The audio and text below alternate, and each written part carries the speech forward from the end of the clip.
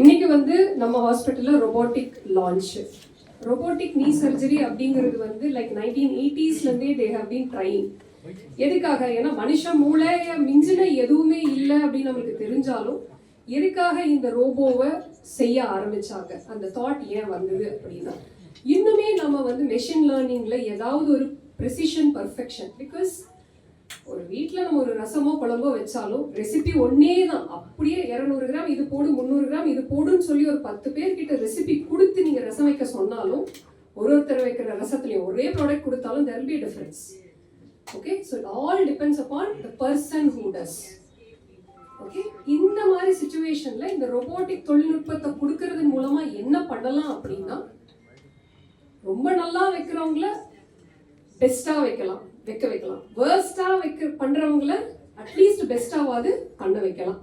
இன்னொன்று என்ன ஆகும் அப்படின்னா, the patient side அவங்களுக்கு recovery will be more easier. So இதுக்கான ஹிஸ்ட்ரி 1980s ஸ்டார்ட் ஆச்சு. பட் 2010 தான் அது ஃபுல் ஃபிளெஜ்டா நீ ரீப்ளேஸ்மெண்ட்ல ஃபுல்லா போயிட்டு இருக்கு. அண்ட் எல்லா ஜாயிண்ட்லயும் ரீப்ளேஸ்மெண்ட்லயும் இது இப்போ புதுசா வந்துட்டு இருக்கு. எங்களோட ஹிஸ்ட்ரி ஆஃப் ரொபாட்டிக் எப்போ ஸ்டார்ட் ஆச்சு அப்படின்னா, 1980s நாங்கெல்லாம் குழந்தைங்களா இருந்திருப்போம், ஸ்கூல்ல போயிட்டு இருந்தோம். அப்போ ரொபாட்டிக் நீ சர்ஜரினா என்னன்னு எங்களுக்கு தெரியாது. பட் ஆர்த்தோபீடிக்ஸ் அப்படிங்கிறது ஒரு பெரிய பிரான்ச் ஆஃப் மெடிசன்.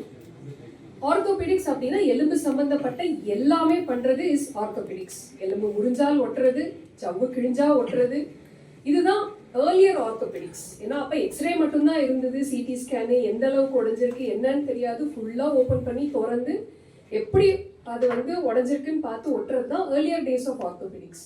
பட் இப்போ நம்ம டெக்னாலஜி ரொம்ப நல்லா வளர்ந்துருக்கு. 3D மேப்பிங் டெக்னாலஜி, ஒரு சிடிலையும் எம்ஆர்ஐயும் எடுத்துட்டு எவ்வளோ துகள்களாக உடஞ்சிருக்குங்கிறது கூட நம்மளால கண்டுபிடிக்க முடியும். மினிமலி இன்வேசிவ் ஆர்த்தோபெடிக் சர்ஜரி, அதாவது அந்த காலத்தில் எலும்பு முடிஞ்சா கட்டு போட்டு படுக்க வச்சிருவாங்க, மாசக்கணக்கில் படுக்கணும். அப்புறம் ஒட்டுனுச்சுன்னா எந்திரிச்சு நல்லா நடப்பாங்க, இல்லைன்னா நொண்டிகிட்டே நடப்பாங்க, இல்லை அப்பவும் பாத்ரூம்க்கு யாராவது தூக்கிட்டு போகிற சுச்சுவேஷன் தான் இருந்தது. அப்புறம் என்ன பண்ணிடுவாங்கன்னா, there was a big incision. அந்த இன்சிஷன் போட்டு மாவு கட்டு போட்டு 6 மாதம், அப்புறம் ஃபிசியோதெரப்பி, அதுக்குள்ள மசில்லாம் அட்ரோஃபி ஆகி அப்புறம் எதுக்கு சர்ஜரி பண்ணாங்க அப்படின்னு தெரியாமலும் நிறையா விஷயங்கள் நடந்திருக்கு. அடுத்த இன்னோவேஷன் என்னன்னா மினிமலி இன்வேசிவ் இன்னோவேஷன். அதாவது பெரிய கோடு போடாம மேலே ஒரு சின்ன கோடு கீழே ஒரு சின்ன கோடு அந்த சிடி ஸ்கேன் வழியா பார்த்து உள்ள minimally invasive fracture fixation, fracture சைட்டையே நம்ம ஓப்பன் பண்ணாம நம்ம ஃபிக்ஸ் பண்ணலாம். ஸோ இதெல்லாம் fracture, that is trauma orthopaedics. But இப்போ எல்லாரோட அவேர்னஸ் இதெல்லாம் ஜாஸ்தியானதுனால ட்ராமாஸ் அந்த நாளுக்கு இருந்ததை விட கம்மியாயிட்டு இருக்கு. ஆனால் அதே நேரத்தில் மனுஷனோட லாஞ்சிவிட்டி ஜாஸ்தி ஆகிட்டு இருக்கு.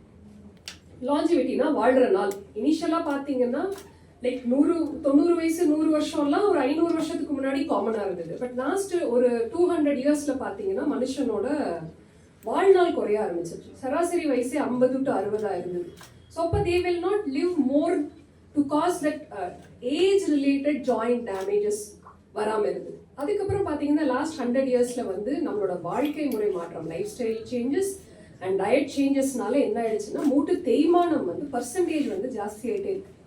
ஸோ இந்த மூட்டு தேய்மானம் பர்சன்டேஜ் ஒரு பக்கம் ஜாஸ்தி ஆகிட்டு இருக்கு. ஆனால் இன்னொரு பக்கம் நம்ம எல்லா மருந்துக்கும் ஒரு என்ன சொல்றது இம்யூனைசேஷன் கண்டுபிடிச்சிடறோம், மருந்து கண்டுபிடிச்சிடறோம், மோசமாக கூட்டு போறவனை கூட ஐசியூலேருந்து காப்பாற்றி எடுத்துறோம். ஸோ வாழ்நாள் அதிகரிக்குது, லைஃப் ஸ்டைல் மோசமாகுது, degenerative changes to the knees ஜாஸ்தி ஆகிட்டே இருக்கு. ஸோ அதனால நிறைய வயதானவர்கள் ஆனால் முட்டி தேய்மானத்தோடு இருக்காங்க. So they started feeling that they have become a burden. ஏன்னா எல்லாரும் ஒரு வாழ்க்கையை ஆரம்பிச்சு ஓடி குழந்தைங்களை செட்டில் பண்ணிட்டு வாழ்க்கையை நம்ம வாழலாம் அப்படின்னு நினைக்கிற 60-65 வயசுல முட்டி வலி, போக முடியல, நடக்க முடியல, எவரெஸ்ட் ஏறணும்னு கூட எல்லாரும் ஆசைப்பட்டிருக்கலாம் 25 வயசுல. ஆனால் குடும்ப இதுங்களுக்காக நம்மளோட ஆசைகளை